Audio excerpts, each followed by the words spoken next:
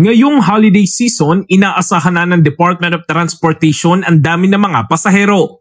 Kaliwat kanan kasi ang mga mamimili ngayong Kapaskuhan at magsisiuwian sa kanilang mga probinsya.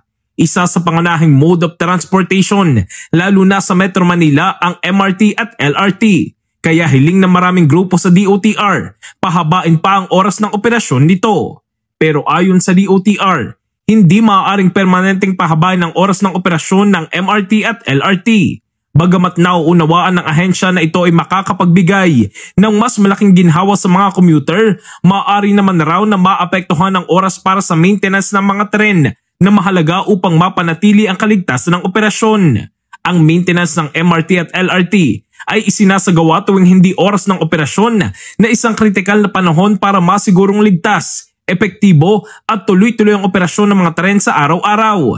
Nilinaw pa ng DOTR na ang pagbawas o pagtanggal sa maintenance window ay maaaring magdulot ng mas mataas na panganib ng pagkaantala sa serbisyo o mga issue sa kaligtasan. Samantala, inanunsyo na ng DOTR na mag-a-adjust ng oras ng pagbubukas at pagsasara ang MRT at LRT. Ngunit limitado lamang ito sa ilang araw sa kasagsagan ng Kapaskuhan.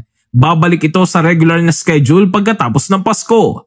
Dagdag pa ng DOTR, mayroon namang ibang transportasyon tulad ng EDSA bus carousel at mga jeepney na bukas 24 oras para sa mga pasahero.